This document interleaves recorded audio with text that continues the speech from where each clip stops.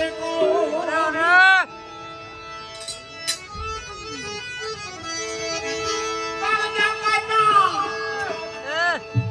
પછી કરુણા કીધી આયા જે કટારી મારે હથિયાર મારે એ પાછી કરુણા ન કરે એને દયાળુ ન આવે પણ ગુરુ મહારાજ તો દયાળુ છે પેલા કટારી મારી ઘાયલ કર્યા અને પછી ઘાયલ થઈ ગયા પછી એને દયા અને કરુણા કીધી જેના જેના ઉપર સદગુરુ મહારાજે પંજો લાગ્યો કરુણા કરી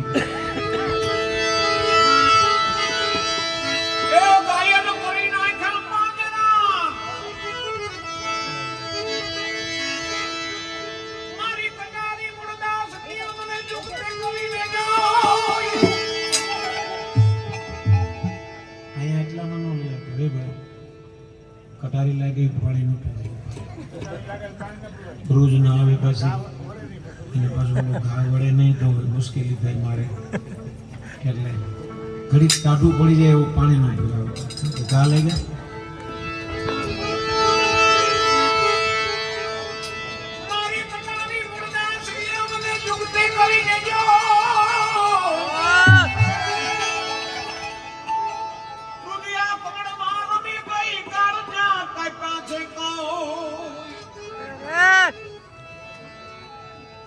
સ્વભાવ હોય આપણે બરોબર જામી ગયું તો કંઈક ને કંઈક લઈને આવે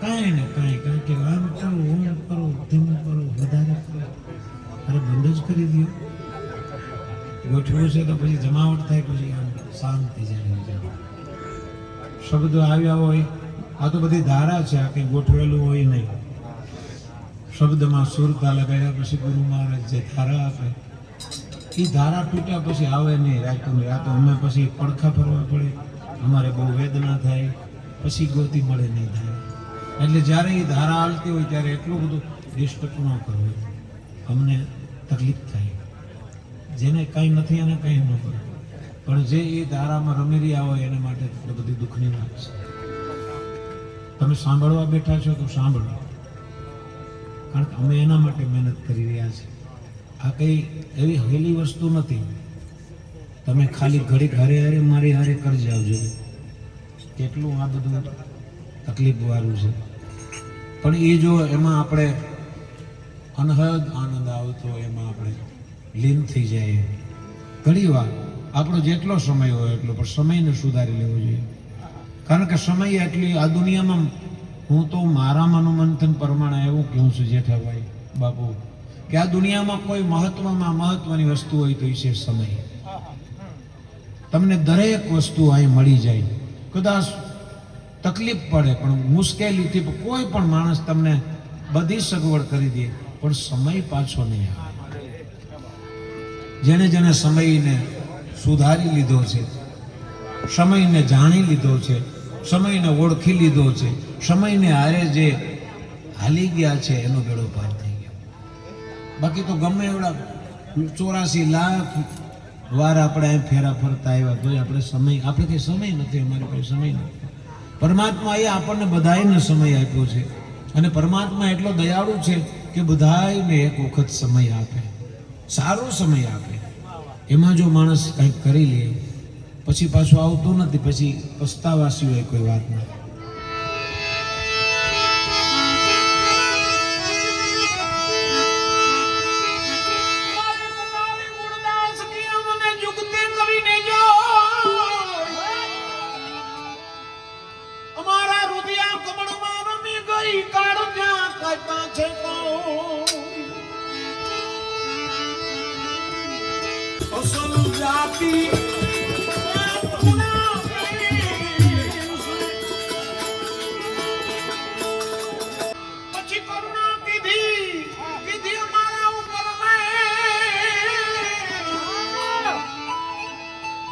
કેવી મહેરબાની કરી ખબર જોખો મટાડી દીધો જમણા તણો પછી થઈ ગઈ આનંદની આવી લીલા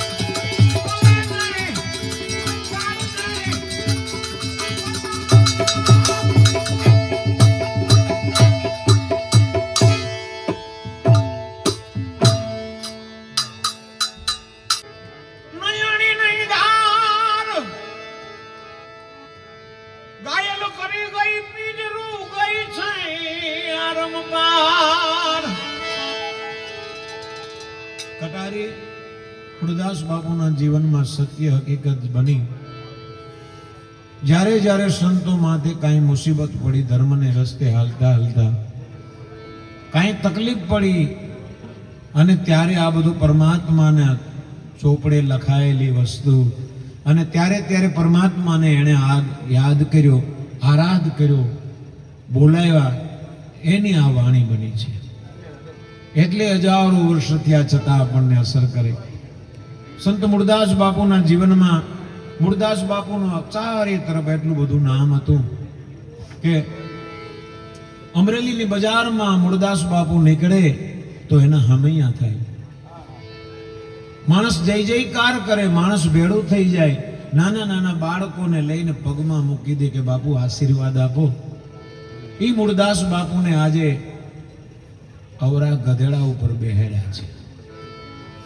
એ પણ આમ હરખા મોયે નહીં, ઊંધા મોયે. મો ઉપર મેષ ચોપડી છે, મુંડન કરાવ્યું છે. આખા ગામનું ધાડું પાછળ છે. દેકારો થતો આવે છે. કોઈ અપશબ્દ બોલે, કોઈ જેમ તેમ બોલે, એનો તો વાંધો નથી, પણ કોઈ છાણા મારે, કોઈ પાણા મારે, અને સરઘસ કાઢવામાં આવ્યું છે.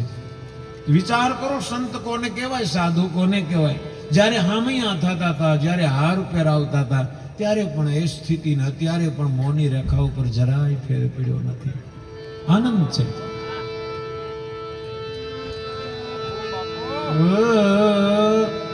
ના સુખ હૈ ન દુઃખ હૈ, ના હૈ શોક કુછ ભી, અજબ હૈ મસ્તી, અરે અજબ હૈ મસ્તી, अजब है ये मस्ती, पिया कुछ नहीं, मुझे मेरी मस्ती कहाँ लेके आई, कहाँ लेके आई, कहाँ लेके आई, मुझे मेरी मस्ती कहाँ लेके आई. આ મસ્તી કોઈ કેપી પદાર્થ પીવાની મસ્તી નથી. ખાલી 2 ઘૂંટડા માણસ ઘૂંટ લઈ લેતો એટલો બધો મોજમાં આવી જાય. પણ જેણે જેણે ગુરુ મહારાજે મસ્તી આપી, वो मस्ती बाजारों में नहीं बिकती, लाल बाबू के पैसा खर्चने में भी नहीं मिलती, तो वो मस्ती तो गुरु के घर की है. એટલે ઈ મસ્તી મુરદાસ બાપુના ચહેરા ઉપર કાંઈ ફરક નથી. એમાં કોઈ દુરીજને એક કાકરો માર્યો, અહીં માથા ઉપર લાગ્યો, લોહીની ધારા થઈ, અહીં સુધી પહોંચી, અને ત્યારે એક પ્રેમી ભક્ત હતો બાપુનો, એનાથી રહેવાનું નજીક આવી હાથ જોડીને કહે છે કે બાપુ આ બધું શું છે, કાંઈ સમજાતું નથી. ત્યારે આમ આંગળી કરીને કે ચૂપ, આ કટારી કોઈને કીધા જેવી નથી, અને અત્યારે કહીએ તો માને પણ નથી, તું શાંતિ રાખ. એટલે મુરદાસ બાપુ લખે છે,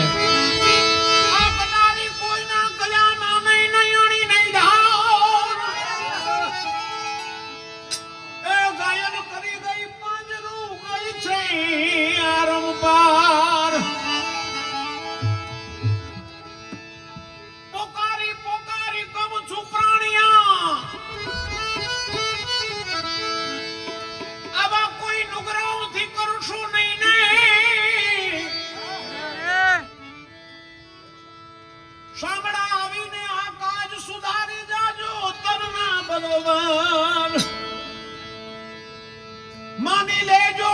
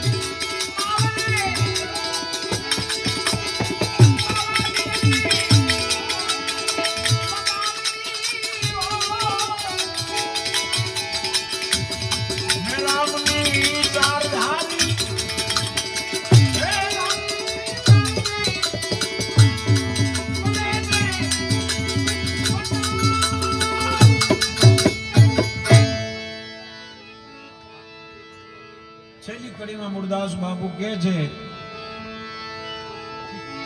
સાચા સદગુરુ શ્યામ મળ્યા જુગતેથી જાદવવી, મન પથ્થર જેવા પાણી કર્યા કર્યા છે પાછા નિર્વેડાની. આ પ્રસંગ બન્યા પછી પ્રસંગ તો જાણીતો છે, સરઘસ ગાયનું અપમાન કર્યું. પછી તો આશ્રમમાં બાપુ આશ્રમની બહાર જતા નથી, આશ્રમમાં કોઈ આવતું નથી. ઘણો સમય થઈ ગયો એમને એમ. કોઈ વટે માર્ગુ યાત્રાળુ ત્યારે આવો વાહનનો બહુ વ્યવહાર નહીં એટલે હાલીને જાતા હશે અને ત્યાં રાતવાસો કર્યો બાપુના આશ્રમમાં. પૂનમની રાત્રિ છે, બેઠા બેઠા તુહી નામ ભજન કરે છે. જે દીકરી હતા એ બાપુને કહે છે, બાપુ તમે આ બધું શું કામ કર્યું? કેમ બેટા, તમને કેટલા દુનિયાએ હેરાન કર્યા, કોઈ બોલાવતું નથી, કોઈ આવતું. મને તો આનંદ છે બેટા, એમાં શું? મારા માટે થઈને તમે કેટલું બધું. બેટા સાધુનો જન્મ જ એ માટે થાય છે. મૂળદાસ બાપુ કહે છે, બેટા હવે ખુદી ખમે માતા દારૂપી વાડિયું હોય તો ખમે વનરાય, કઠણ વચન એ માના સાધુ ખમે, નિર્સાયર માં સમાય એ સમાય રે, ગુરુજી આવે તો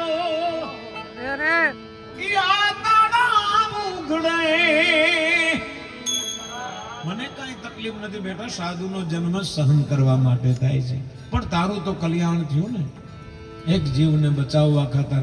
આ ઓલા યાત્રાળુઓ સાંભળે છે કે ઓહો હકીકત તો એમ છે, દુનિયાને કાંઈક બીજું છે. ઘણા બધા સેવકો હતા, એમાં જામનગર મહારાજા પણ એમના શિષ્ય હતા મૂળદાસ બાપુના. અને આ સમાચાર સાંભળ્યા પછી એમણે પણ કંઠી તોડી નાખેલી. આ યાત્રાળુ જોઈને ત્યાં જઈને વાત કરે છે કે મહારાજા વાત કરીએ સત્ય વસ્તુ આમ છે. અને પાછી ખબર પડ્યા પછી ત્યાંથી આવ્યા, હાથીની અંબાડી ઉપર બેસાડ્યા, પછી એની દુનિયા ખામૈયા કર્યા, માફી માગી. એટલે કે છે મન પથ્થર જેવા હતા એના પાણી કર્યા, ગુરુ મહારાજે પાછા કર્યા નિર્ભેળાને. હતો એમ થઈ ગયો.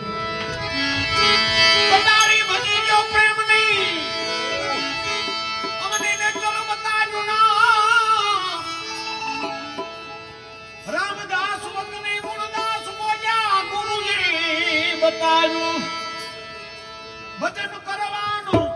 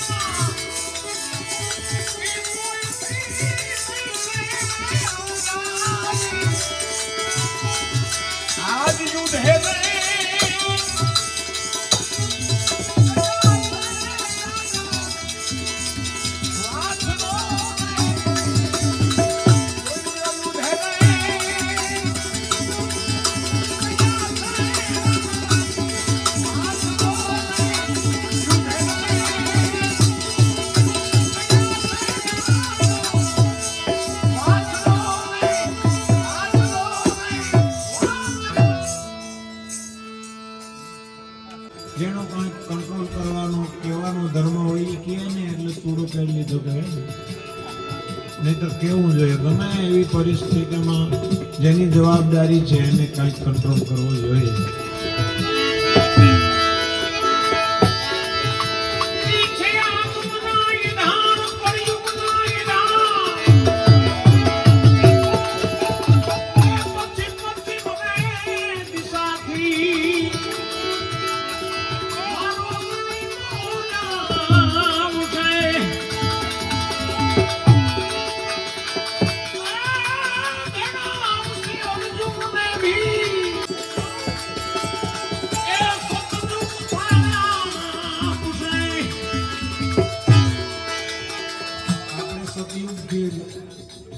આ બધી ધારાને લીધી કે પાછી સતયુગ થપાઈને આ બધી ઉગાડી છે.